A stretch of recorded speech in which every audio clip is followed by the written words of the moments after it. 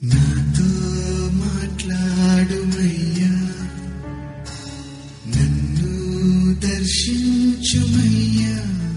మన ప్రభువైన రక్షకుడైన యేసుక్రీస్తు పరిశుద్ధ నామములో మీ అందరికీ శుభములు తెలియచేయుచున్నాను. ఈరోజు బలపరిచే వాక్యము రూతు గ్రంథము 1వ అధ్యాయము 6వ వచనము.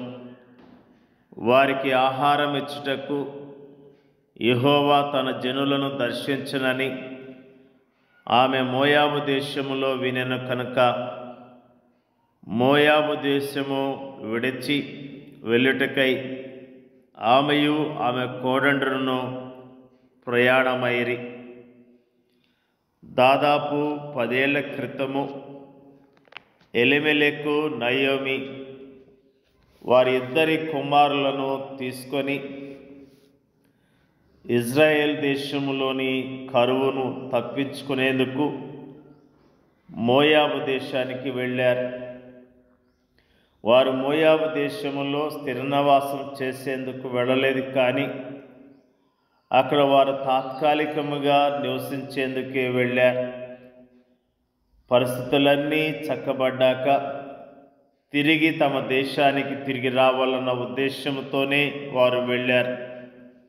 అయితే అక్కడికి వెళ్ళాక వారికి అన్ని ప్రతికూల పరిస్థితులే ఎదురయ్యాయి.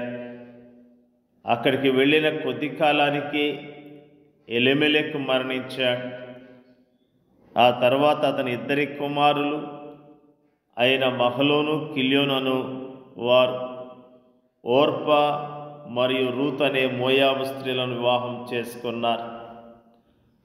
తర్వాత కొంతకాలానికి ఈపాటికే విధవరాలుగా ఉన్న తమ తల్లితో పాటు తమ ఇద్దరు భార్యలను కూడా విధవరాలను చేస్తూ మహలోను కిలియోను కూడా మరణించారు.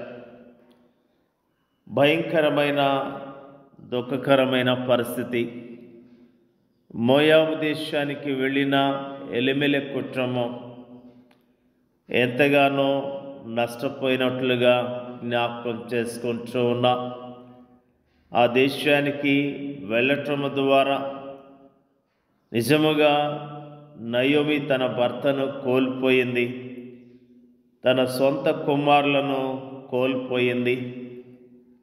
ఆమె విధవరాలుగా, ఇద్దరు కోడళ్ళు విధవరాళ్ళుగా మిగిలినట్లుగా ఈరోజున మనము జ్ఞాపకం చేసుకుంటూ ఉన్నాం. అలాంటి దుఃఖకరమైన పరిస్థితుల్లో నయోమి అద్భుతమైన మాటను విన్నది. వారికి ఆహారం ఇచ్చుటకు యెహోవా తన జనులను దర్శించునని ఆమె మోయాబు దేశంలో వినెను కనుక మోయాబు దేశము విడిచి వెళ్ళటకై ఆమెయు ఆమె కోడండ్లను ప్రయాణమైరి. దేవుడు తిరిగి తన దేశాన్ని ఆశీర్వదించాడని, ఫలితముగా అక్కడ కరువు పోయిందని, ఇప్పుడు అక్కడ పుష్కలంగా పంటలు పండుతున్నాయని, తినేందుకు తిండి, త్రాగేందుకు నీరు ఇప్పుడు అక్కడ పుష్కలంగా దొరుకుతున్నాయని తెలుసుకున్న నయోమి తన స్వగ్రామైన యూదా దేశంలోని బెత్లెహేము తిరిగి వెళ్ళాలని నిర్ణయించుకుంది. ఆమె ఇద్దరు కోడళ్ళు ఓర్పా రూతులు కూడా ఆమెతో ప్రయాణమయ్యారు. అయితే నయోమి వారిని అభ్యంతరపరుస్తూ తిరిగి తన దేశానికి వెళ్ళమని, తిరిగి వివాహాలు చేసుకొని సుఖముగా బ్రతకమని వారికి సలహా ఇచ్చింది. ఆమె నిజముగా వారిని ప్రేమించింది. తమ భవిష్యత్తు జీవితాలను వారు సంతోషముగా గడపాలని ఆమె కోరుకుంది. అందులో ఎలాంటి అనుమానము లేదు. కానీ ఇక్కడ మనము గమనించవలసిన ఆత్మీయ సత్యము ఒకటి ఉంది. 10 ఏళ్ల పాటు విగ్రహారాధికులైన మోయాబీల మధ్య జీవించడం అనేది ఆమెను పూర్తిగా ఆత్మీయ పతన స్థితికి తీసుకుని వెళ్ళింది. ఓర్పా నయోమి సలహాను స్వీకరించింది. కాసేపు వారు ముగ్గురు ఒకరినొకరు కౌగలించుకొని బిగ్గరగా ఈడ్చిన తర్వాత ఓర్పా తన అత్తను ముద్దు పెట్టుకొని మోయాబు దేశానికి తిరిగి వెళ్ళింది. అప్పుడు నయోమి రూతు వైపు తిరిగి, ఇదిగో నీ తోడికోడళ్ళు తన జనుల యొద్దకును తన దేవుని యొద్దకును తిరిగిపోయినదే, నీవును నీ తోడికోడలి వెంబడి వెళ్ళమని ఆమెతో పలికింది. అయ్యో, ఇదెంత చెడ్డ సలహా! చూసేందుకు ఇది ఒక మంచి సలహాగానే మనకు అనిపించవచ్చు. నయోమికి రూతు పైన ఉన్న ప్రేమతోనే ఆమె సలహా ఇచ్చినట్టు కూడా మనకు అనిపించవచ్చు. కానీ ఈ సలహా లోతుల్లోకి మనము చూస్తే ఇదెంత చెడు సలహా అని తప్పక మనము వాపోతాం. అవును, ఇదొక చెడ్డ సలహా తప్ప వేరొకటి కాదు. అయితే తాను నయోమి వెంట వస్తానని రూతు పట్టుపట్టింది. నీ జనమే నా జనము, నీ దేవుడే నా దేవుడని ఆమె నయోమితో పలికింది. ఈ మాటను మనము లోతుగా ధ్యానించినప్పుడు మనకేమనిపిస్తుంది? విశ్వాస విషయముల్లో రూతు విగ్రహాలను విడిచిపెట్టి జీవముగల నిజ దేవుని వైపు మళ్ళింది. ఆయన సేవించేందుకు ఆమెను నిర్ణయించుకుంది. తన ముందున్న మార్గము ఎలా ఉండబోతుందో ఆమెకు తెలియదు. దేశము కాని దేశములో తాను మునుపెన్నడూ ఎరగని పరాయి ప్రజల మధ్య తన భవిష్యత్తు ఎలా ఉండబోతుందో ఆమెకు ఏమాత్రం తెలియదు. తాను ఎంచుకున్న మార్గము అంత సులువైందేమీ కాదని ఆమెకు తెలుసు. అయినప్పటికీ ఆమె ముందుకి వెళ్లేందుకు నిర్ణయించుకుంది. ఆమె తనపై ఉంచిన నమ్మకాన్ని దేవుడు ఏమాత్రమూ ఒమ్ము చేయలేదు.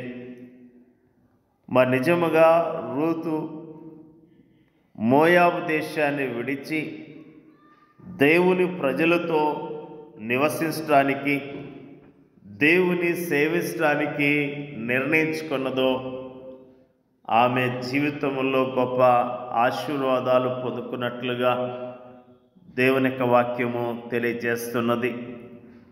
దేవుని యొక్క మాట విని దేవుని వాగ్దానం చేత ప్రేరేపించబడిన వారి జీవితంలో వారు ఆ మోయాబు దేశాన్ని విడిచి బెత్లెహేముకు రావటం ద్వారా దీవించబడ్డట్లుగా జ్ఞాపకం చేసుకుంటూ ఉన్నాం. రూతు ఆ దేశానికి వచ్చింది. బెత్లెహేము రావటం ద్వారా దేవుడు ఆమెను ఆశీర్వదించాడు. భక్తిపరుడైన బోయజును దేవుడు ఆమెకు భర్తగా ఇచ్చాడు. ఎంత అద్భుతమైన సాక్ష్యాన్ని పొందుకోగలిగింది. ప్రేమైన దేవుని యొక్క ప్రజలారా, నిజముగా మన జీవితాల్లో కూడా దేవుని మాట విని మన విశ్వాస జీవితంలో దేవుని మాటకు లోబడటం ద్వారా దేవుడు మనల్ని ఎంతగానో దీవిస్తాడు అన్న విషయాన్ని జ్ఞాపకం చేసుకుంటూ ఉన్నాం. మనము పడిపోయిన స్థితిలో ఉన్నట్లయితే, కృంగిన స్థితిలో ఉన్నట్లయితే దేవుని యొక్క మాటను బట్టి, వాగ్దానాన్ని బట్టి ధైర్యం తెచ్చుకొని విశ్వాసంతో దేవుని యొద్దకు వద్దాం. దేవుని మీద ఆధారపడి మనము దీవించబడదాం. దేవుడి యొక్క వాక్యాన్ని దీవించునుగాక. పరిశుద్ధులైన మా తండ్రి, నీకు వందనాలు, స్తోత్రాలు ప్రభువా. శ్రమలు వచ్చినాయని, కరువు వచ్చిందని, కష్టం వచ్చిందని, నీ సన్నిధిని విడిచి వెళ్ళటం ద్వారా వచ్చే నష్టము గురించి మాకు జ్ఞాపకం చేసినందుకు స్తోత్రాలు తెలియజేస్తూ ఉన్నాం. ఎలిమెల కుటుంబం నీ ప్రజలను విడిచి, నీ సన్నిధిని విడిచి మోయాబు దేశంలోకి వెళ్ళటం ద్వారా ఆ కుటుంబములో 4 వెళ్ళారు, 3 మరణించారు, విధవరాళ్ళు 3 మిగిలారు. ఎంత భయంకరమైన పరిస్థితి! అయినప్పటికీ అలాంటి దుఃఖకరమైన పరిస్థితుల్లో నయోమి నీ మాటల యందు విశ్వాసం ఉంచి తన కోడలతో మోయాబు దేశాన్ని విడిచి బెత్లెహేముకు రావటం ద్వారా దీవించబడ్డ విషయాన్ని బట్టి స్తోత్రాలు తెలియజేస్తూ ఉన్నాం. మేము మోయాబులో నిలిచి ఉండక మోయాబు ఆలోచనను అన్నిటినీ వదిలిపెట్టి నీ యొద్దకు వచ్చి నీ సన్నిధిలో కూర్చొని నీ నామములు దీవించబడటానికి మీరే సహాయం చేయమని ప్రార్థన చేయుచున్నాం. ఎవరైతే ప్రభువా మోయాబనే ఆ బంధకాల్లో చిక్కుకొని ఉన్నారో వారు నీ యొద్దకు వచ్చి నీ నామములు దీవించబడటానికి సహాయం చేయమని, మా దేశాన్ని మా దేశ ప్రజలందరినీ రక్షించి కాపాడమని యేసుక్రీస్తు నామంలో అడిగి వేడుకొంచున్నాం తండ్రి. ఆమేన్.